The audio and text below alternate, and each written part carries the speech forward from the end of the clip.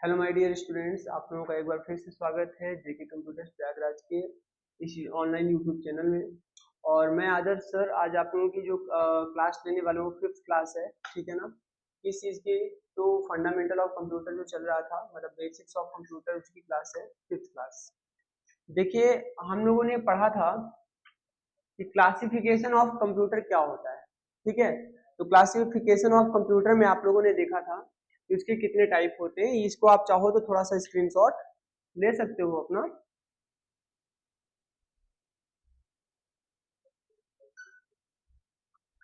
तो हम लोगों ने क्लासिफिकेशन में क्या पढ़ा था? अकॉर्डिंग टू पर्पज पढ़ा था, या अकॉर्डिंग टू पर्पज कितने होते हैं? जनरल पर्पज कंप्यूटर और स्पेशल पर्पज कंप्यूटर होता है। अकॉर्डिंग टू वर्क या डेटा हैंडलिंग पढ़ा था हम लोगों ने। एनालॉग कंप्यूटर या डिजिटल कंप्यूटर होता है। ऐसे कंप्यूटर जो एनालॉग सिग्नल का इस्तेमाल करते हैं वो एनालॉग कंप्यूटर होते हैं, और जो डिजिटल सिग्नल का इस्तेमाल करते हैं वो डिजिटल कंप्यूटर होते हैं। डिजिटल सिग्नल में क्या होता है? जो केवल 0 और 1 पे काम करता है, ऐसे सिग्नल को डिजिटल सिग्नल कहते हैं। जबकि एनालॉग सिग्नल क्या होता है? एनालॉग सिग्नल ऐसे में होता है, ठीक है ना, वो कम या ज्यादा होता रहता है। और फिर हम लोगों ने पढ़ा था हाइब्रिड कंप्यूटर क्या होता है। तो हाइब्रिड कंप्यूटर में हमने देखा था कि जो ऐसे कंप्यूटर जो एनालॉग और डिजिटल दोनों पे काम करें, मतलब एनालॉग सिग्नल को रिसीव करते हैं या डिजिटल को गिव करते हैं, या डिजिटल को रिसीव करते हैं और एनालॉग को गिव करते हैं, ऐसे कंप्यूटर क्या होते हैं? हाइब्रिड कंप्यूटर होते हैं। ये सब हम लोगों ने कल देखा था, ठीक है। उसके बाद अकॉर्डिंग टू साइज हमने पढ़ा था कि सुपर कंप्यूटर, और हमने कहा था सबसे जो छोटा साइज होता है वो माइक्रो कंप्यूटर होता है, उससे बड़ा साइज मिनी कंप्यूटर, फिर मेन फ्रेम कंप्यूटर, और फिर सुपर कंप्यूटर होता है, जो साइज और कह सकते हो कि उसके कैपेसिटी में भी काफी ज्यादा होते हैं। ये अकॉर्डिंग टू साइज और कैपेसिटी है। जैसे जैसे आप जा रहे हो ये इनकी साइज भी बढ़ती जा रही है और कैपेसिटी भी बढ़ती जा रही है, ठीक है।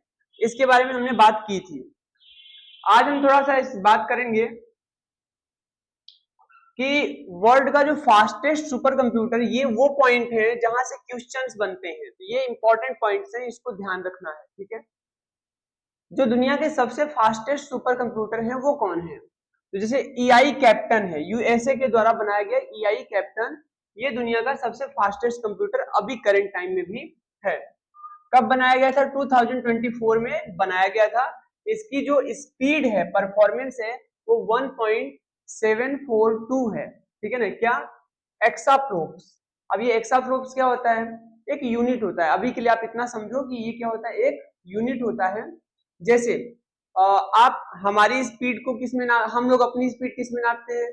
Kilometre per hour, metre per hour, second और मिली, मतलब सेंटीमीटर पर आवर, ऐसा कुछ हो सकता है स्पीड को नापने के लिए।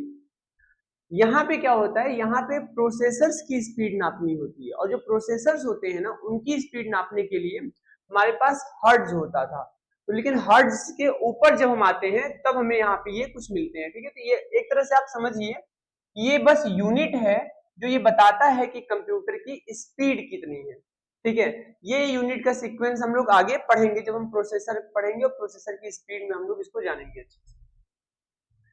और EI कैप्टन से पहले कौन हुआ करता था? तो ये फ्रंटियर हुआ करता था, ये भी यूएसए का था। मतलब यूएसए ने अपना ही रिकॉर्ड तोड़ के एक और नया सुपर कंप्यूटर बनाया, जो उसके ही पुराने वर्ल्ड के सबसे फास्टेस्ट सुपर कंप्यूटर से भी ज्यादा फास्ट है।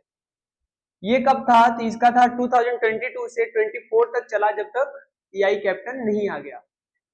परफॉर्मेंस क्या था इसका? 1.1 एक्साफ्लोप था, ठीक है। उससे भी पहले अगर बात की जाए तो 20 से 22 तक जो दुनिया का सबसे फास्टेस्ट सुपर कंप्यूटर था वो था फुगाकू। ये जापान का कंप्यूटर था, जापान का सुपर कंप्यूटर। ये पेटाफ्लोप्स में था। मतलब एक्साफ्लोप से छोटा यूनिट कौन है? पेटाफ्लोप्स है, ठीक है। ये हो गया पेटाफ्लोप्स में। अब ये तो दुनिया के सुपर कंप्यूटर्स की बात सीक्वेंस हो गया कि पहले कौन था, मतलब 2020 से 22 तक कौन था, फिर 22 से 24 तक कौन था, और अभी 24 से अभी भी करंट टाइम में कौन है जो दुनिया का सबसे फास्टेस्ट सुपर कंप्यूटर है। अब बात करते हैं हम इंडिया की। तो इंडिया का जो करंट टाइम में जब सबसे ज्यादा तेज सुपर कंप्यूटर है वो है एरावत। ठीक है, 2024 से अभी तक इसकी जो स्पीड है, परफॉर्मेंस है, वो 13.17 पेटाफ्लॉप्स है। ठीक है, और एरावत से पहले जो हमारा था, एरावत से पहले जो हमारा सुपर कंप्यूटर जो सबसे फास्ट था, वो 2013 से लेके 2024 तक लगातार बना रहा उसका। ठीक है ना, ये कौन है? वो उसकी परफॉर्मेंस थी 524 टेराफ्लोप्स। ठीक है ना, ये चीज आप लोगों को थोड़ा सा ध्यान में रखना है, और अगर ना याद हो ज्यादा तो आपको पहले पॉइंट जरूर याद रखने हैं, क्योंकि ये मस्ट है, जो कि क्योंकि जो करंट होता है, ध्यान रखेंगे, जो करंट में सबसे फास्ट होता है, एक तो क्वेश्चन वहां से बनता है, और जो दुनिया में बना ही पहली बार था, एक तो क्वेश्चन वहां से बनता है। तो एक क्वेश्चन यहाँ वर्ल्ड का सबसे फास्टेस्ट सुपर कंप्यूटर से बना, और एक यहाँ पे इंडिया का। अब यहाँ पे देखते हैं इंपॉर्टेंट हिस्टोरिकल फैक्ट्स। यहां पे हम जानेंगे कि दुनिया में पहली बार कौन सा बना था। देखिए, यहाँ पे सर साइमर क्रे थे, इन्होंने डेवलप किया था वर्ल्ड का सबसे फास्टेस्ट सुपर कंप्यूटर पहली बार ना। वर्ल्ड का फर्स्ट सुपर कंप्यूटर कौन था? CDC 6600। ध्यान रखेंगे, ये पॉइंट इंपॉर्टेंट है, किसने डेवलप किया था? साइमर क्रे ने किया था। तो साइमर क्रे ने दुनिया का पहला सुपर कंप्यूटर बनाया था, उसका नाम था CDC 6600। ये बनाया कहाँ गया था? तो ये कंट्रोल डेटा कॉर्पोरेशन में, CDC कॉर्पोरेशन में ही बनाया गया था। तो कंट्रोल डेटा कॉर्पोरेशन इसका शॉर्ट नेम है, सॉरी फुल नेम है, और शॉर्ट नेम है CDC। बनाया गया था 1964 में। तो दुनिया में पहली बार जो सुपर कंप्यूटर बना था वो 1964 में बना था। इन द USA, कहां बना था? USA में, अमेरिका में बना था। With performance of about 3 MIPS। यहाँ पे मिलियंस इंस्ट्रक्शन पर सेकेंड है। MIPS का मतलब मिलियंस इंस्ट्रक्शन पर सेकेंड है। नीचे मैंने उसका फुल फॉर्म दे रखा है, परेशान नहीं होना है ना, आपको यहाँ नोट्स में सब मिल जाएगा। अब मैं स्क्रीनशॉट लेने के लिए भी दे दूंगा। ठीक है, यहाँ मिलियंस इंस्ट्रक्शन पर सेकेंड। ओके, कितने मिलियंस? 3 मिलियंस। दुनिया का तो हमने जान लिया, तो क्या इंडिया में भी पहली? तो इंडिया में तो कभी पहली बार बना होगा ना, तो दुनिया का नहीं, अब इंडिया का सबसे पहला सुपर कंप्यूटर कौन था? तो परम 8000 था। ये इंडिया का सबसे पहला सुपर कंप्यूटर था। इसको डेवलप किया गया था 1991 में। किसने डेवलप किया था? CDEC ने किया था। किसने डेवलप किया था? CDEC कॉर्पोरेशन ने किया था। किसके लीडरशिप में किया था? डॉक्टर विजय पी भाटकर के अंडर में, मतलब उनके लीडरशिप में इसको डेवलप किया गया था। Achieve about 1 gigaflops performance. इसका जो परफॉर्मेंस क्या था? वो 1 गीगाफ्लोप्स था, जो उस टाइम के हिसाब से, मतलब दुनिया के सुपर कंप्यूटर के हिसाब से तो काफी ज्यादा स्लो था, लेकिन हमारे लिए तो एक बड़ी अचीवमेंट थी। ठीक है, तो ये आपको ध्यान में रखना है। ये वो पॉइंट है जो एग्जाम में पूछे जाते हैं। ठीक है, एग्जामिनर्स के फेवरेट पॉइंट्स।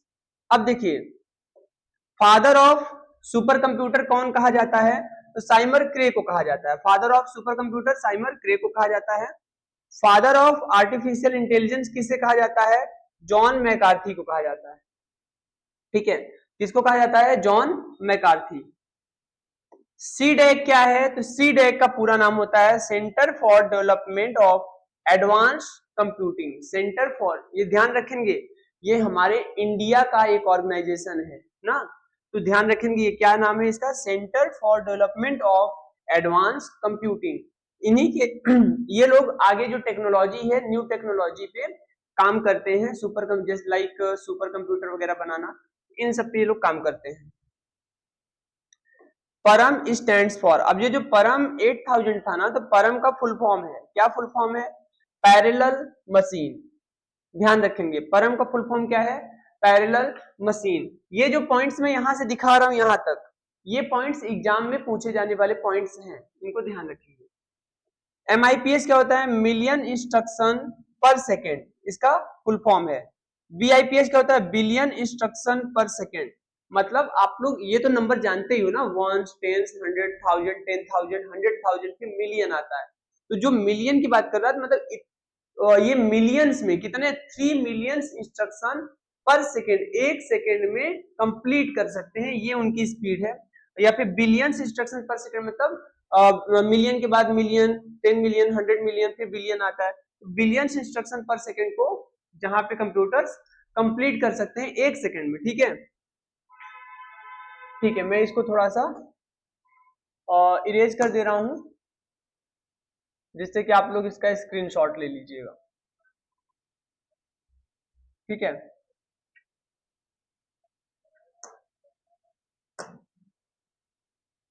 ठीक है, तो आप लोग इसका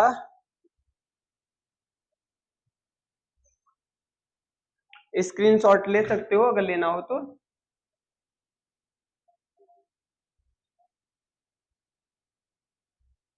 ठीक है, मैं लगा देता हूँ। यहां से ये रहा आपका, ठीक है, क्लासिफिकेशन। फिर यहां से आप ये देख सकते हो, फिर ये नोट हो गया, नोट का भी आप लोग ले लीजिए, ये पूरा नोट मैंने यहां से दिखा दिया। ठीक है,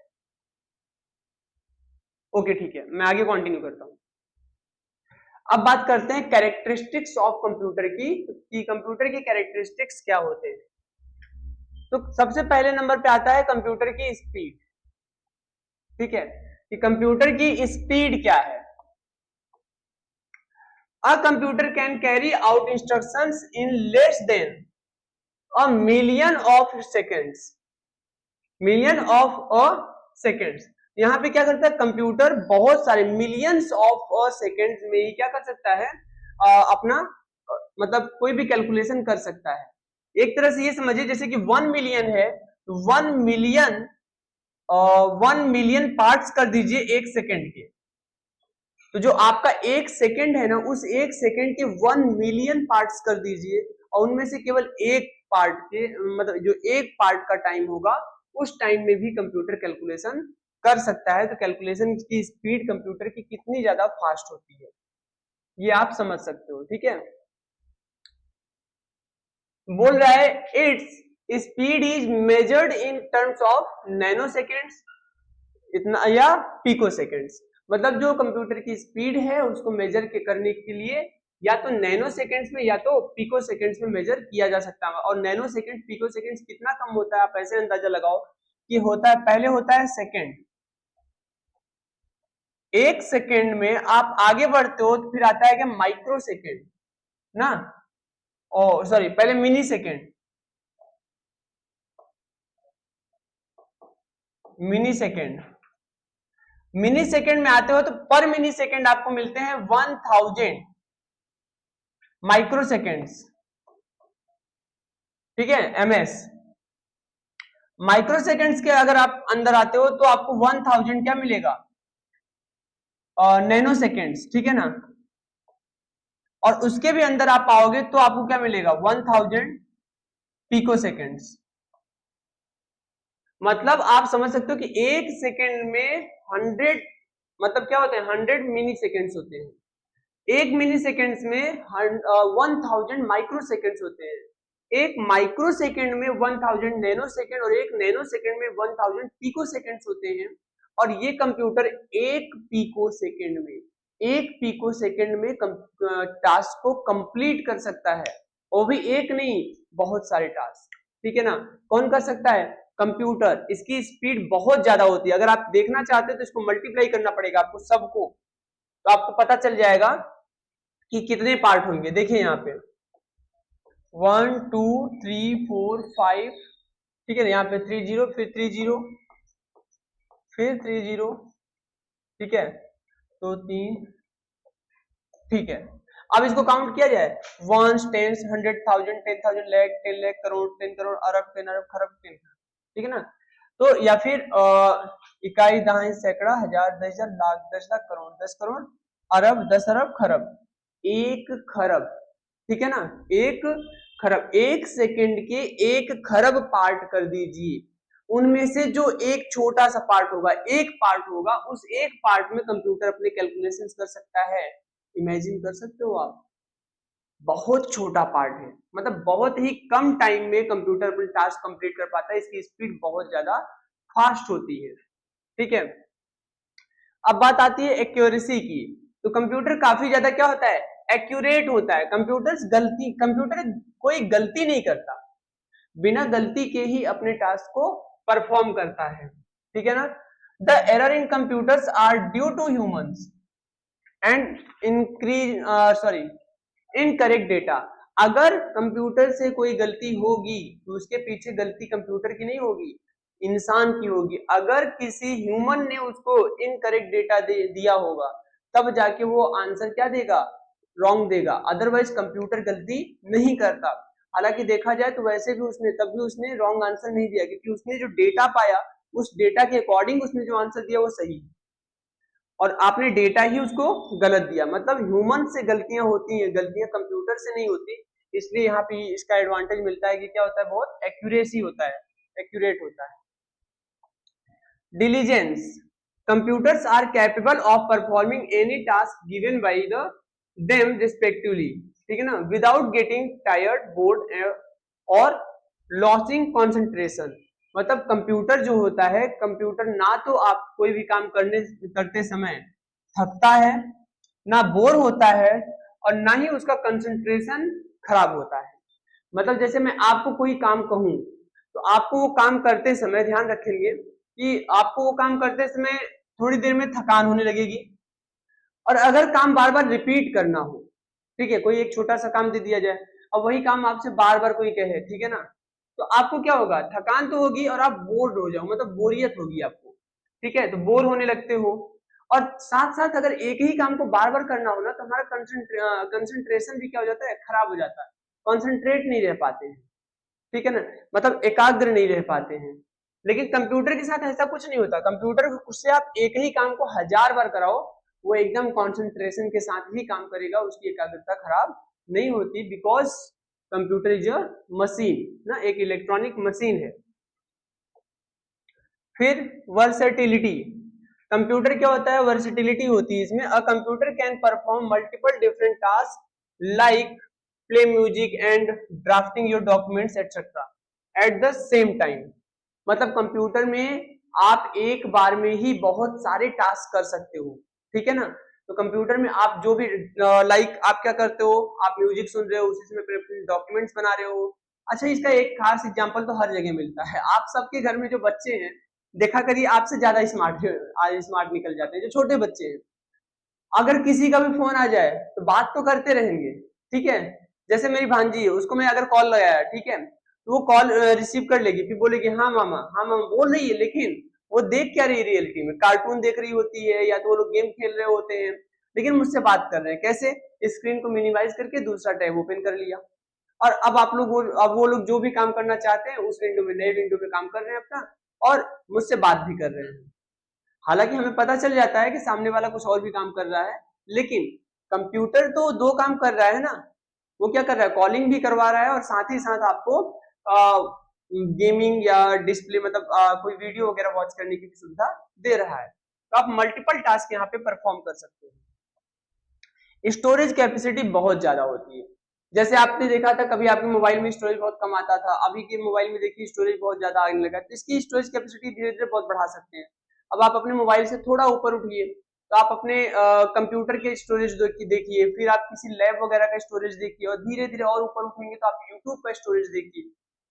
आप देखते हैं, आप इमेजिन कर पा रहे हो कि पूरी दुनिया के लोग जो यूट्यूब यूज कर रहे हैं, उस यूट्यूब की स्टोरेज, क्योंकि जो सभी अभी तो ब्लॉगिंग का नशा है सभी को, जिसको देखो वो हर जगह क्या कर रहा है, ब्लॉगिंग कर रहा है, ठीक है ना। कुछ लोग ऐसे कंटेंट्स बना रहे हैं जो कि बहुत यूजफुल है, कुछ लोग अपनी नॉर्मल लाइफ से रिलेटेड ही कंटेंट बना रहे हैं, जहां भी जा रहे हैं उसका कंटेंट बनाते चले जा रहे हैं, ठीक है। लेकिन आपने कभी सोचा है कि वो हर कंटेंट जब कोई और देखता है बाद में, तो उसको देखने के लिए कहीं तो स्टोर रखना पड़ेगा ना, तो कहीं ना कहीं वो कंटेंट क्या हो रहा है, स्टोर हो रहा है, और वो कहाँ हो रहा है, यूट्यूब के सर्वर पे हो रहा है। यूट्यूब, इसका मतलब यूट्यूब ने एक बहुत बड़ी सी मेमोरी रखी हुई है जिसमें हर वीडियो जाके स्टोर हो रही है। तो यहाँ पे आप क्षमता सोचिए, कैपेसिटी कितनी ज्यादा होती है कंप्यूटर के स्टोरेज की, क्योंकि इसको हमें बढ़ाना बहुत आसान होता है, इसकी स्टोरेज कैपेसिटी बहुत आसानी से बढ़ाई जा सकती है। फिर ऑटोमेशन, आप क्या करते हो, आप यहाँ पे बहुत सारी चीजें, जैसे आपकी वॉशिंग मशीन है, उसमें टाइमर लगा के छोड़ दिया, अब वो ऑटोमेटिकली क्या कर रही है, उस टाइमर के हिसाब से काम कर रही है। आपका ओवन है तो उसमें क्या होता है, आप टाइमर लगा के छोड़ दिए, वो अपना काम कर रहा है, ठीक है। इस तरीके से हमारा वहां पे क्या होता है, अभी एसी अगर आपके घर में लगा हुआ है, देखिए वो जैसे ही जितना टेम्परेचर आपने सेट किया उस टेम्परेचर पे जैसे ही रूम के टेम्परेचर को पहुंचा देती है, वो ऑटोमेटिकली बंद हो जाती है। तो मतलब डिवाइसेस क्या है, उसमें ऑटोमेशन है कि एक बार आप उसको स्टार्ट कर दिए, एक बार ह्यूमन उसको एग्जीक्यूट कर देता है, उसके बाद उसमें आपको कुछ भी करने की जरूरत नहीं होती है। No human intervention is required till the program ends, मतलब प्रोग्राम के खत्म होने तक आपका उसमें फिर कोई भी रिक्वायरमेंट नहीं है, ह्यूमंस का कोई रिक्वायरमेंट नहीं है, ठीक है। ये क्या हो गया, आपका एक्यूरेसी हो गया, ठीक है, उसका कैरेक्टरिस्टिक्स ऑफ कंप्यूटर हो गया। यहां पर भी आप इसका स्क्रीनशॉट ले सकते हो, ठीक है। फिर हम लिमिटेशंस की बात करते हैं, limitations of computer.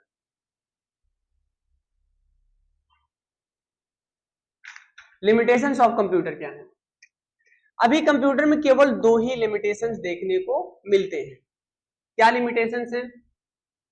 Know feeling, computer के अंदर किसी भी प्रकार की कोई फीलिंग नहीं होती है। हालांकि अब इन लिमिटेशंस को भी कंप्यूटर में अभी तक केवल दो ही लिमिटेशंस बचे हुए थे, और अब हम उन दो लिमिटेशंस को भी खत्म करने पर लगे हुए हैं कि कंप्यूटर के अंदर कोई लिमिटेशन ना हो।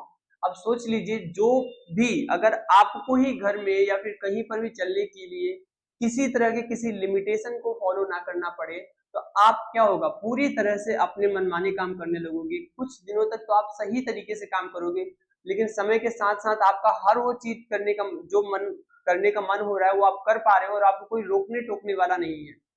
आपको तो वो सही ही लगेगा, क्योंकि आप ही कर रहे हो, आपको अच्छा लग रहा है तभी तो आप कर रहे हो ना, तो आपको तो वो सही ही लगेगा। लेकिन आपके ऊपर से कोई लिमिटेशन नहीं है, आपके ऊपर कोई लिमिटेशन नहीं, कोई आपको मना करने वाला नहीं, रोकने वाला नहीं है। आप जो चाहो अपनी मर्जी से कर सकते हो। धीरे धीरे आपकी हैबिट रॉन्ग हो जाएगी, ठीक है ना। गलत हैबिट्स भी आपके पास आ जाएंगी, क्योंकि गलत हैबिट आने पर जब हमें कोई डांटेगा, कोई बोलता है, तो हमें पता चलता है कि हाँ ये गलत है, और हम उसमें सुधार करते हैं। लेकिन आपको कोई बोलने वाला ही ना हो, आपके ऊपर कोई लिमिटेशन ना हो। ऐसे ही यहाँ पे कंप्यूटर के पास भी क्या है, दो लिमिटेशंस थी कंप्यूटर में, और हम उन लिमिटेशंस को खत्म कर रहे हैं। जैसे पहले ही इसके अंदर फीलिंग्स नहीं थी और आईक्यू नहीं था। आईक्यू नहीं था मतलब अगर कंप्यूटर खुद से डिसीजन नहीं ले सकता था, खुद से कोई चीज सोच नहीं सकता था, खुद से कोई काम कर नहीं सकता था। उसको जितना ऑर्डर दिया जाएगा, जितने इंस्ट्रक्शंस दिए जाएंगे, केवल उतना ही काम करेगा, बाकी काम नहीं कर सकता था, ठीक है। और इसके अंदर कोई फीलिंग नहीं थी, इसके अंदर किसी प्रकार की कोई फीलिंग, किसी के लिए दया दया भी नहीं था, तो किसी के लिए गुस्सा भी नहीं था, किसी के लिए नफरत भी नहीं थी, इस तरीके की चीजें इसमें नहीं थी ना, तो किसी के लिए प्यार भी नहीं था। कंप्यूटर में ऐसा कुछ नहीं था। लेकिन इसका आपको नतीजा देखने को मिलता है। एक मूवी है रोबोट 2.0, जो रोबोट मूवी आई थी ना रजनीकांत की, तो रजनीकांत जी की जो मूवी आई थी उसमें आपने देखा था कि जो रोबोट उन्होंने बनाया था, वो रोबोट क्या था, जब पहली बार उन्होंने बनाया था, उससे एक ग्लास मंगाए थे, तो ग्लास वो पकड़ा था और उसके हाथ से ग्लास टूट गई, क्योंकि उसने बहुत ज्यादा पावर से पकड़ लिया था। तो उसके बाद उन्होंने कहा कि जाओ टीवी टीवी खोल दो, उन्होंने कहा टीवी खोल दो। वो गया, ऐसे टीवी उठाया, उठा के ऐसे पटक दिया, टीवी खुल गई। खुलने का मतलब तो खुल गई ना, ये थोड़ी ना कहा था कि ओपन कर दो। तो उसको इंस्ट्रक्शंस जिस प्रकार से मिलेंगे, अगर इंस्ट्रक्शंस अगर सही नहीं मिल पाए तो काम नहीं करेगा, क्योंकि आईक्यू नहीं था।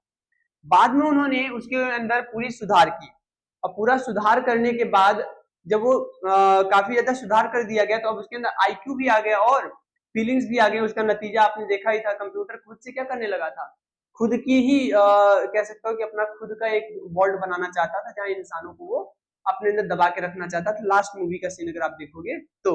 और फीलिंग्स की बात करें तो जिन्होंने बनाया था, जिन साइंटिस्ट ने, रजनीकांत जी ने, तो उन्हीं की जो गर्लफ्रेंड थी उन्हीं से प्यार करना शुरू कर देता है। तो ये क्या हो जाता है, यहाँ पे उसके अंदर फीलिंग्स भी आ गई, ठीक है ना।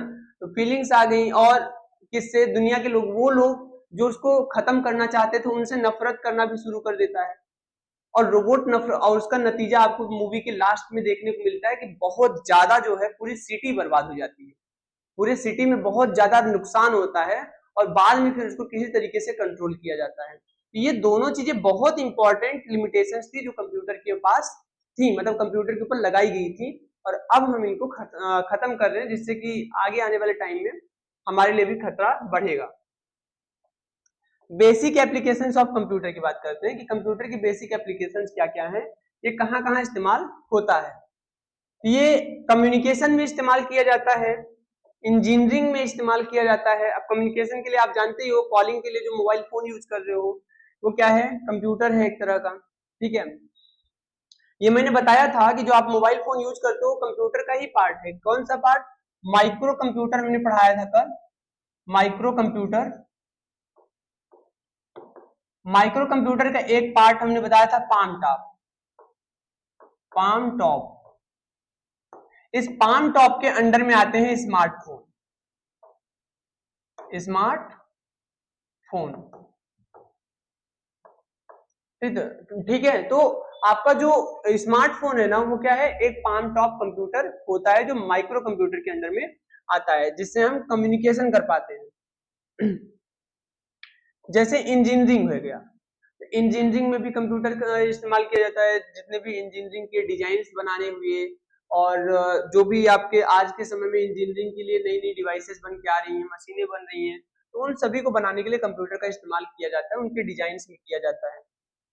जो बुक आप देख पाते हो, अभी आप खुद ये पीडीएफ देख रहे हो, तो ये पीडीएफ क्या है? अगर यही पीडीएफ में बहुत ज्यादा सारे टॉपिक के बना के और पब्लिश करवा दूं, प्रिंट आउट करवा के उसको बाइंडिंग करवा दूं, तो बुक बन जाएगी। ये पीडीएफ बना कहाँ? बनी तो कंप्यूटर पे है ना। तो बुक्स को कहाँ बनाया? बुक्स को पब्लिशिंग में भी यूज किया जा रहा है क्या? कंप्यूटर। पर्सनल के लिए, पर्सनल यूज में भी आप कंप्यूटर को ले ही रहे हो, अपने कोई भी पर्सनल काम है। यहाँ तक कि अब तो लोगों के पास इतनी भी मतलब मेमोरी नहीं है कि लोग अपना आईडी पासवर्ड याद करें। आजकल तो मैक्सिमम लोग अपने आईडी पासवर्ड को भी कंप्यूटर के ही नोट्स पे लिखते हैं, मोबाइल के ही नोट्स में लिखते हैं। तो हम पूरी तरह से डिपेंड हैं, तो पर्सनल पूरा काम भी क्या करते हैं, कंप्यूटर से। अकाउंटिंग, अभी जानते हो कंपनी के जितने भी अकाउंट्स होते हैं, अकाउंटिंग होती है, वो सब कंप्यूटर पे शिफ्ट हो चुकी है। पहले की तरह मैनुअल नहीं रहा, सब अकाउंटिंग कंप्यूटर पे शिफ्ट है। साइंटिफिक रिसर्चेज, जितने भी साइंटिफिक रिसर्चेज हो रहे हैं नए नए, रोबोटिक्स पे, एआई पे या डिफरेंट डिफरेंट चीजों पे, वो सारे के सारे किससे हो रहे हैं? कंप्यूटर की हेल्प से हो रहे हैं। सारे कैलकुलेशन, सारी चीजें कंप्यूटर ही कर रहा है, नए नए मॉडल्स बना रहा है। मेडिकल में तो आप जानते ही हो, मेडिसिन में, मेडिकल सेक्टर में तो आपको पता है कि हर चीज, आप एमआरआई से लेके एक्सरे तक सब कुछ कंप्यूटर ही कर रहा है। डॉक्टर तो कोई भी एक दवा भी नहीं देते हैं आपको जब तक कि वो सारे के सारे आपके रिपोर्ट ना देख लें, ठीक है। बैंक्स में तो आप यूज कर ही रहे हो, बैंक में तो आप जाते हो तो यहाँ पे सारी सारी चीजें, बैंक की सारी सर्विसेज कंप्यूटर पे हो ही गई हैं। गेमिंग हर घर का बच्चा बच्चा कर रहा है, ठीक है।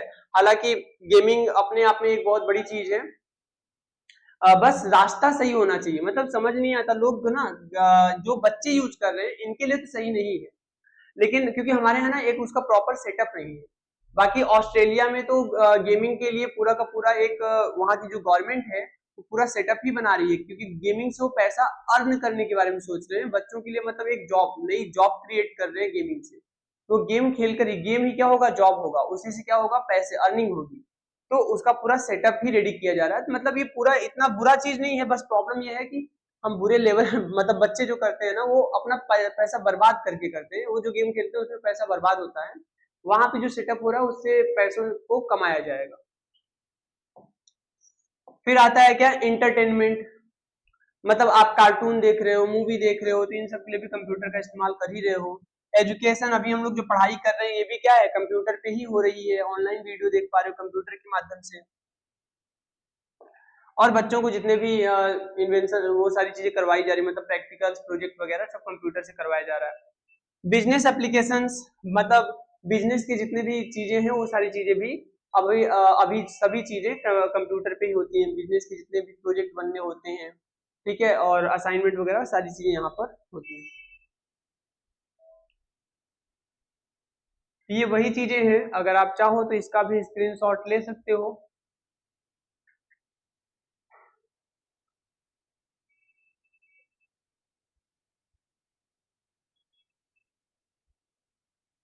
ठीक है, होम यूजेस भी आप देख लो कि होम यूजेस में, घर के यूजों में भी कंप्यूटर का यूज किया जा रहा है। अब हम बात करते हैं आईटी गैजेट्स की ना, लेटेस्ट आईटी गैजेट्स क्या क्या हैं अभी करंट टाइम में, कौन कौन से ऐसे गैजेट्स हैं जो ज्यादा पॉपुलर हैं, ठीक है। जैसे स्मार्टफोन, ये तो लेटेस्ट रहेगा ही, क्योंकि ये आप और हम यूज करते हैं, लोग पर्सनली यूज करते हैं, और कंपनियां उन चीजों पे जरूर ध्यान देती हैं जो लोग पर्सनली यूज करते हैं। तो इसमें नए समय समय पे नए नए अपडेट आते रहना, समय समय पे नए नए मॉडल्स आते रहना, ये हमेशा नया ही रहता है, तो कोई बात ही नहीं है। फोल्डेबल वर्ड का मतलब है कि यहाँ पे बहुत सारे जितने भी आईटी गैजेट्स हैं आज के समय में, अब वो ऐसे फॉर्म में बनाए जा रहे हैं कि उनको आसानी से अपने साथ कैरी किया जा सके, और वहां पे वो मल्टीटास्किंग होते हैं। मल्टीटास्किंग वर्ड का मतलब होता है कि जो एक से ज्यादा काम कर सके। जो थोड़ी देर पहले मैंने बताया कि आप मूवी भी देख रहे हो, सॉन्ग भी लगा के रखे हो, और आप किसी से कॉलिंग पे बात कर रहे हो, तो मतलब मल्टीपल काम जब आप कर रहे हो तो क्या हो रहा है, मल्टीटास्किंग। और कंपैक्ट पोर्टेबिलिटी, वही मैंने अभी जो बताया कि आप उसको आसानी से कहीं पर भी ले जाने और ले आने में आपको अब सुविधाजनक हो गया है। और मीडिया कंजप्शन, जितने भी मीडिया रिलेटेड चीजें हैं, ऑडियो वीडियो ग्राफिक्स एनिमेशन, सारी चीजें हम यहाँ पे देख पा रहे हैं और सुन पा रहे हैं। फोल्डेबल स्मार्टफोन भी आ गया है। अब इस फोल्डेबल वर्ड्स का यूज करके क्या कर दिया गया, स्मार्टफोन बनाया गया। ये फोल्डेबल स्मार्टफोन भी अब आपके पास आ गया है, जो आप देखते हो कि बड़े बड़े स्मार्टफोन होते हैं, उसको ऐसे आराम से फोल्ड करके हम यूज कर लेते हैं। ठीक है, यहाँ पे वही चीजें मिलती हैं। फिर ड्रोन्स की बात करते हैं। तो ड्रोन्स के मामले में तो आप जान ही रहे हो कि आज के समय में कितना सब कुछ मतलब हो रहा है। ड्रोन्स बहुत ज्यादा यूजफुल हैं आज के लाइफ में, और इनके एप्लीकेशंस क्या क्या हैं ये भी आप जान लोगे। ड्रोन एक छोटी ऐसी डिवाइस है जिसको आसानी से फ्लाई किया मतलब उड़ाया जा सकता है, और उड़ा करके इसकी सबसे बड़ी खास बात क्या है कि अपने साथ आप छोटे मोटे जो वेट वाली चीजें हैं ना उनको कैरी आउट कर लेता है। तो जब ये कैरी कर लेता है तो अपने साथ कैमरा कैरी करके लेके चला गया, तो ऊपर से वीडियो बना पाना और फोटोज क्लिक करना, फिर मतलब फोटोग्राफी वीडियोग्राफी में भी बहुत ज्यादा यूज किया जा रहा है। ठीक है, बाकी ये चाइना में तो फूड डिलीवरी में काफी ज्यादा यूज किया जा रहा है। वहां पे तो जितनी फूड डिलीवरी हो वो ड्रोन पे शिफ्ट हो चुकी है, जिससे कि चीजों को आसानी से पहुंचाया जा सके, क्योंकि जो आसमान का रास्ता है ना वो खाली रहता है। ठीक है, फिर ड्रोन में क्या होता है, और ड्रोन को वार में यूज किया जा रहा है। आपने देखा है कि अभी रिसेंटली यूक्रेन और रसिया का जो वॉर चल रहा है उसमें यूक्रेन ने रसिया के ऊपर ड्रोन से ही अटैक किया था। एक समय पे कभी पाकिस्तान में छिपा हुआ जो आतंकी था उसको अमेरिका ने ड्रोन से ही गोली मारी थी। ठीक है, तो ड्रोन का काफी ज्यादा वॉर वगैरह में भी यूज किया जा रहा है। ठीक है, ये है ड्रोन। और ये वायरलेस डिवाइसेस की बात हो रही है कि ऐसे अभी जितनी भी डिवाइसेस हैं ये सारी सुविधाओं के साथ साथ अब वो डिवाइसेस क्या है, वायरलेस हो चुकी हैं। ये है पावर बैंक। पावर बैंक का पहले यूज होता था बहुत ज्यादा, आपने भी किया होगा शायद। ठीक है, लेकिन अब इसका यूज थोड़ा सा कम हो गया है। जैसे चार्जिंग कम है आपके मोबाइल में, या फिर अपने साथ आपको एक बैटरी कैरी आउट करके चलना है जो कि हमारे मोबाइल को बीच में कहीं चार्ज कर दे सुविधा देने के लिए, तो हम पावर बैंक का इस्तेमाल करते थे ना। एक तरह की बैटरी वाला सिस्टम है, इसके अंदर बैटरी लगी है जिससे हम इमरजेंसी में अपने स्मार्टफोन को चार्ज कर सकते हैं। ये गेमिंग कंसोल है। जैसे आप गेम खेलना चाहते हो तो गेम खेलने में कंफर्टेबिलिटी के लिए हम इसका इस्तेमाल करते हैं। ये काफी ज्यादा मतलब सुटेबल होता है कि गेम में जो भी हमारे कैरेक्टर्स हैं कैरेक्टर्स को मूव करवा पाना, तो ये बहुत ज्यादा यूज होता है गेम में। वियरेबल फिटनेस, ऐसी डिवाइसेस जैसे वॉच है मेरी, इसको मैंने क्या अपने हाथ में लगा रखा है। ऐसे वियरेबल फिटनेस के लिए बहुत सारे क्या डिवाइसेस आ गई हैं जिनको आप पहन सकते हो, और ये डिवाइसेस आपके हार्ट रेट पल्स इन सब चीजों को ना वॉच करती रहती हैं, और इनमें अगर कोई भी गड़बड़ी आएगा तो आपको एक अलर्ट मैसेज जनरेट करके दे देती है। ये बहुत ज्यादा सुटेबल है ऐसे लोगों के लिए जिनको थोड़ी सी भी हेल्थ ऐसे कुछ हेल्थ इश्यूज है, तो उनके लिए काफी ज्यादा हेल्पफुल होता है। ये क्या करता है, एक्टिविटी ट्रैकिंग करता है। ये मतलब आप डेली का जो एक्टिविटी है आपकी वो क्या एक्टिविटीज है कितनी है वो ट्रैक करता है। हार्ट रेट मॉनिटरिंग, और आपकी ये हार्ट रेट को भी मॉनिटर करता है। और स्टेप काउंटिंग, आप चाहो तो इससे अपने स्टेप काउंटिंग भी करवा सकते हो कि आप आज के डेट में कितना चले हो, मूव किए हो। अब आती है बात टैबलेट की, तो इसके बारे में कल मैंने समझाया था कि जो स्मार्टफोन है जब हमने क्या किया था कि अपने हाथ में रखे जाने वाले डिवाइस है, मतलब हमने क्या किया ऐसा कंप्यूटर बनाया जिसका इस्तेमाल हम हाथ में रख के कर पाए, हाथ में लेके कर पाए। उसे हमने कहा क्या, पाम टॉप कंप्यूटर, जिसको हम स्मार्टफोन भी कहते हैं। ठीक है, लेकिन जब नीड बढ़ी थोड़े बड़े स्क्रीन की, लेकिन बहुत ज्यादा नहीं, नीड बढ़ी थोड़े से लो बजट में एक बड़े स्क्रीन की। ठीक है ना, जिससे कि हम अपने कुछ असाइनमेंट्स को देख सके, कुछ ऑर्डर बुकिंग वगैरह है तो इनमें हेल्प हो सके। जिससे होटल वाले हैं सबके पास इतना जगह नहीं है कह सकते हो, या फिर रिसेप्शन पे भी ज्यादा जगह नहीं होता कभी कभी। तो उन सिचुएशंस में हमें एक छोटे स्क्रीन का पूरा सेटअप की जरूरत नहीं है, एक छोटे स्क्रीन वाले मतलब एक थोड़ा बड़े स्क्रीन वाले एक पूरा ऐसे डिवाइस की जरूरत है जो पूरा सिस्टम देता हो ना, फीचर देता हो। तो हम यूज करते हैं टैबलेट। इसमें सारे मोबाइल के फीचर्स हैं, सारी चीजें होती हैं, बस इसकी स्क्रीन मोबाइल से थोड़ी बड़ी होती है। फिर बात करते हैं क्या, स्मार्ट होम्स की। तो स्मार्ट होम क्या हो रहा है, अभी जैसे अलेक्सा आ गई है, यहाँ पे ये जो कंपोनेंट्स है, ये जो डिवाइसेस है ना, इन डिवाइसेस को आप अपने घर में लगा देते हो और इनको घर के अप्लायंसेस से कनेक्ट कर देते हो। जैसे लाइट हो गया, फैन हो गया, कैमरा हो गया, इन सब से कनेक्ट कर दिया। अब मैंने बोला अलेक्सा फैन ऑन कर दो, अलेक्सा फैन को ऑन कर देगी, मतलब क्योंकि वो एक एआई टूल है। उसको जो मैं ऑर्डर दूंगा, क्योंकि मेरी डिवाइस उससे कनेक्टेड है, तो वो उसको पावर सप्लाई दे देगी और वो ऑन हो जाएगा। इस तरीके के होम अप्लायंसेस, जहां पे भी ये स्मार्ट वर्ड आ जाए ना, समझ लीजिए कि वहां पे कोई ऐसी डिवाइस यूज की जा रही है जिसमें एआई का इस्तेमाल किया जा रहा है, या फिर वो थोड़ी सी एडवांस टेक्नोलॉजी पे काम कर रही है। फिर ये क्या है, वायरलेस ईयरबड्स। इसका इस्तेमाल आप जानते ही हो कि ये म्यूजिक या पॉडकास्ट सुनने में, हैंड फ्री कॉल्स मतलब बिना हाथों को ज्यादा यूज ना करना पड़े और हम कॉल्स रिसीव करने, जैसे बाइक या कार ड्राइव कर रहे हैं तो। फिटनेस एक्टिविटीज को चेक करना, मतलब फिटनेस एक्टिविटीज को टाइम टाइम पे लिसन करने के लिए, सुनने के लिए। और नॉइस कैंसिलेशन, जैसे कि हम अगर आप कोई सॉन्ग वगैरह सुन रहे हो तो मतलब ज्यादा नॉइस ना आए, उसके लिए यूज किया जाता है। अब बात आती है कि AR VR क्या होता है आज के समय में, जो थोड़ा सा पॉपुलर है ना। ये ऑगमेंटेड रियलिटी, AR का मतलब होता है ऑगमेंटेड रियलिटी और VR का मतलब होता है वर्चुअल रियलिटी। वर्चुअल रियलिटी और ऑगमेंटेड रियलिटी क्या होती है ये हम अच्छे से समझेंगे। इसके लिए पहले इसका आप यहाँ पे देख लीजिए इमेज क्या है, ठीक है, पिक्चर। इसको आप ऐसे अपने ऊपर सेट कर लोगे अपने सामने, और यहाँ पे जैसे आप इसको सेट कर लोगे ना अपने फेस पर, तो आपको कुछ भी आसपास की चीजें दिखाई नहीं देंगी, ये बहुत अच्छे से सेट हो जाता है।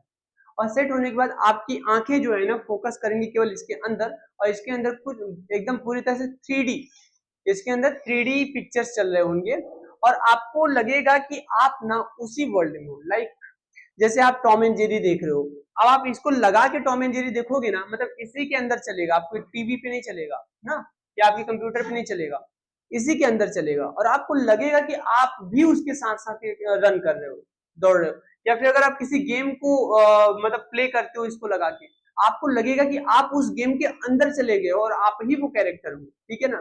तो आप ना खुद से मूव करना शुरू कर दोगे, अगर कोई आगे कुछ जंप वगैरह हो गया तो आप खुद से ना जंप भी कर जाओगे, आपको ऐसा लगेगा कि रियलिटी में मैं उसी वर्ल्ड में हूं।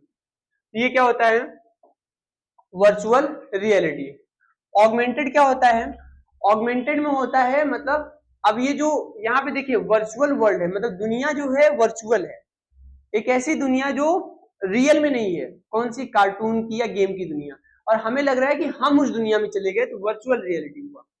लेकिन एक ऐसी दुनिया जो रियल में है, वो कहाँ है, रियल में है, लेकिन हम क्या कर रहे हैं, उसको देख रहे हैं वर्चुअली, मतलब अपने मोबाइल या कंप्यूटर में देख रहे हैं, उसे क्या कहते हैं, ऑगमेंटेड रियलिटी। इसका मैं आपको डेमो दिखाता हूं। लाइक जैसे अगर आप क्या करो, मैं यहाँ पे नेट पर जाता हूं, और यहाँ पर मैं किसी प्लेस का नाम गूगल मैप पहले सर्च कर लेता हूं।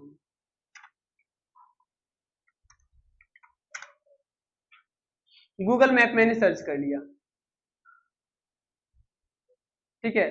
मैप में अगर कोई लोकेशन आए, ठीक है ना, अब यहां देखिएगा, अब इसको क्या कर पा रहे हैं, यहां पे आप देखोगे, किसी लोकेशन का नाम पहले सर्च कर लेते हैं। जैसे हमें छोटा बगाड़ा में, छोटा बगाड़ा आ गया ना, छोटा बगाड़ा पुलिस चौकी आ गया। अब यहाँ पे आप देखना, ये मुझे दिख रहा है, ये जो देख रहे हो ना आप, इस पे क्लिक किया हमने, ठीक है। अब देखिए, क्या ये रियलिटी नहीं है, हाँ, ये जो भी चीजें दिख रही हैं आपको, ये रियल है, ये छोटा बगाड़ा की ही इमेज है।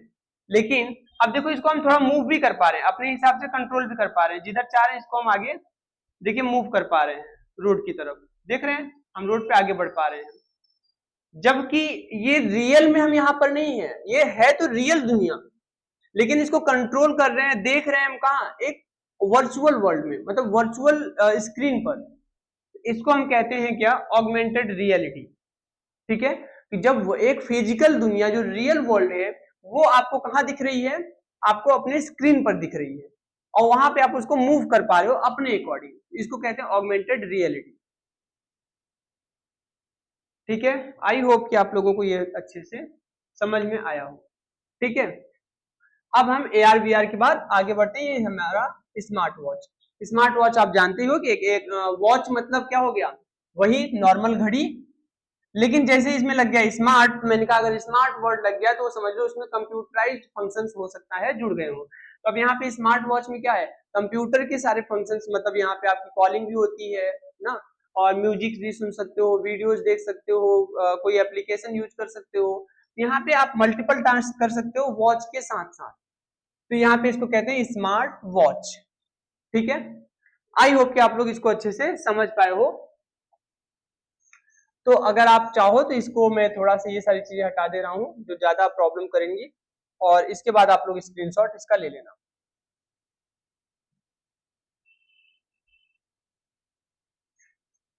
ठीक है, आप लोग इसका एक स्क्रीनशॉट ले लीजिए, फिर आगे बढ़ें।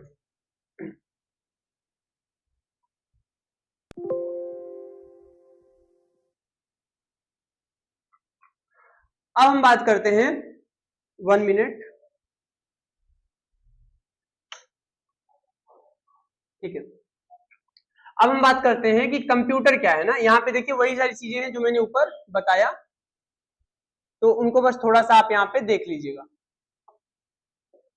कंप्यूटर क्या है, तो एक कंप्यूटर एक इलेक्ट्रॉनिक डिवाइस है ना। अ computer is an electronic device that process data and perform task like calculation, data storage, communication and automation. मतलब कंप्यूटर एक ऐसी इलेक्ट्रॉनिक डिवाइस है जो क्या करती है, आपके प्रोसेस करती है और आपके काम को परफॉर्म करती है, जैसे कैलकुलेशन करना, डेटा को स्टोर करना ना, और या फिर कम्युनिकेशन मतलब बातचीत, बात करना, बातचीत करवाना।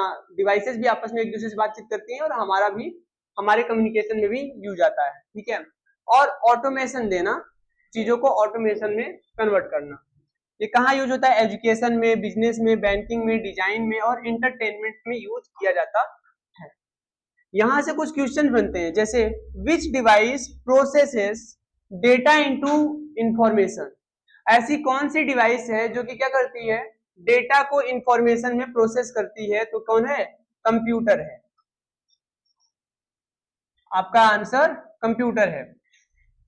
विच component of a computer is known as the brain ना, ब्रेन ऑफ कंप्यूटर कौन है, सीपीयू है। यहाँ पे which of the following is not an input device, इनमें से कौन सा एक इनपुट डिवाइस नहीं है। इनपुट डिवाइस क्या होता है समझ लीजिएगा पहले, ऐसी डिवाइस जिसके माध्यम से हम कंप्यूटर को किसी प्रकार का डेटा देते हैं उसे इनपुट डिवाइस कहते हैं। जैसे मैं देखिए यहाँ पे इसको पॉइंट कर रहा हूँ, किसके माध्यम से, ये कीबोर्ड, ये माउस है, माउस के माध्यम से पॉइंट कर रहा हूँ, ये क्या है, एक इनपुट डिवाइस है।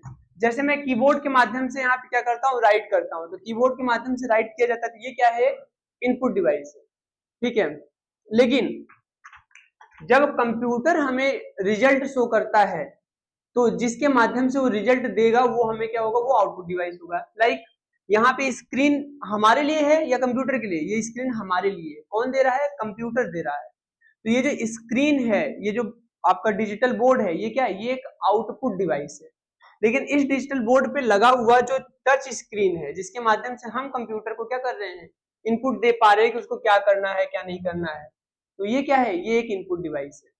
तो जिसके भी माध्यम से हम कंप्यूटर को क्या करते हैं, इनपुट देते हैं ना, डेटा देते हैं, वो इनपुट डिवाइस है, और जिसके माध्यम से कंप्यूटर हमें डेटा दे वो आउटपुट डिवाइस है। इनमें से क्या है, कीबोर्ड के, माउस के माध्यम से क्या करते हैं, हम कंप्यूटर को बताते हैं कि किस चीज को ओपन करना है किसको नहीं, पॉइंट करते हैं, ये इनपुट हो गया।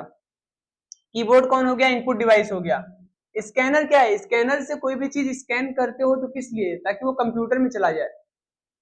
तो स्कैनर से हम इसलिए स्कैन करते हैं क्योंकि वो कंप्यूटर में चला जाए, मतलब है पहले से फिजिकल वर्ल्ड में हमारे पास, तो ये भी क्या हो गया, इनपुट डिवाइस हुआ। लेकिन मॉनिटर के माध्यम से जो कंप्यूटर के पास पहले से है वो कंप्यूटर हमें दिखाता है, इसलिए मॉनिटर क्या हो गया, आउटपुट डिवाइस हो गया। बोल रहा है कि इनमें से कौन सा नॉट एन इनपुट डिवाइस, कौन सा एक इनपुट डिवाइस नहीं है, कौन नहीं है, मॉनिटर नहीं है। ठीक है, फिर आती है बात क्या, स्मार्टफोन की। स्मार्टफोन मैंने बताया है कि जो आजकल के जो डिवाइस है, जो फोन है, वो क्या है, पहले तो हमारा केवल कम्युनिकेशन करवाता था, बट आजकल के फोन क्या कर रहे हैं, हमें बाकी की सुविधाएं भी दे रहे हैं, जैसे कॉलिंग हो गया, वीडियो देखना हो गया, गेमिंग हो गया, बहुत सारी सुविधाएं दे रहे हैं, तो इनको बोला स्मार्ट हो गए हैं, तो स्मार्टफोन हो गया। A smartphone is a mobile device combining phone and computer features। मतलब एक स्मार्टफोन जो है, अब क्या होता है कि जो डिवाइस अभी फोन और कंप्यूटर दोनों के फीचर्स को कंबाइंड कर चुका हो, वो क्या होता है, स्मार्टफोन होता है। It supports internet browsing app, GPS और मल्टीमीडिया। ये क्या करते हैं, ये ऐप, सोचिए, ब्राउजिंग मतलब इंटरनेट पे किसी चीज को ढूंढना, एप्स मतलब किसी भी तरह के सॉफ्टवेयर एप्लीकेशंस को इंस्टॉल करना, जीपीएस मैपिंग के लिए, और मल्टीमीडिया किसी तरह की ऑडियो वीडियो को चलाने के लिए भी इस्तेमाल किया जाता है। एप्लीकेशंस क्या है, कम्युनिकेशन, इसके जरिए हम बात कर सकते हैं, ऑनलाइन पढ़ाई कर सकते हैं, ऑनलाइन पेमेंट कर सकते हैं, और हम इंटरटेनमेंट कर सकते हैं। ठीक है ना, मस्ती कर सकते हैं, जैसे वीडियो देखना, कार्टून देखना, गेम खेलना, ये सब। इससे भी कुछ क्वेश्चंस बन रहे हैं क्या, which IT gadget is used for both calling and internet access. तो कौन होता है, स्मार्टफोन होता है। मतलब ऐसा कौन सा डिवाइस है जो क्या करता है, कॉलिंग मतलब कॉल करने और इंटरनेट को यूज करने दोनों के लिए इस्तेमाल होता है, कौन, स्मार्टफोन ना। यहाँ पे देखिए, Android and ISO are example of what, मतलब एंड्रॉयड और आईएसओ किस प्रकार के एग्जाम्पल हैं, ये क्या है, ये एक ऑपरेटिंग सिस्टम है, कौन सा है, मोबाइल ऑपरेटिंग सिस्टम। इसको बस अभी थोड़ा सा याद रखिएगा, आगे हम लोग मोबाइल ऑपरेटिंग सिस्टम क्या होता है उसको क्लियर करेंगे, ऑपरेटिंग सिस्टम का पूरा एक चैप्टर ही है।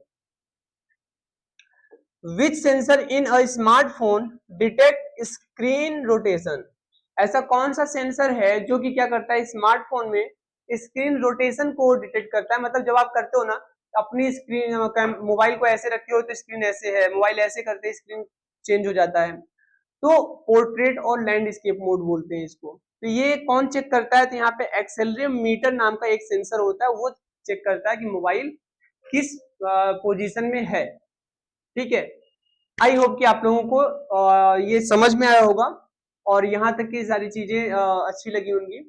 जो भी है, आगे वीडियोस को बने रहिएगा, ठीक है, क्योंकि इसके आगे का टॉपिक हम लोग कल क्लियर करेंगे, और कल बाकी सबसे बनने वाले क्वेश्चंस को भी हम लोग देखेंगे कि उनसे क्या क्वेश्चंस बन रहे हैं और किस तरीके से क्वेश्चंस बनते हैं।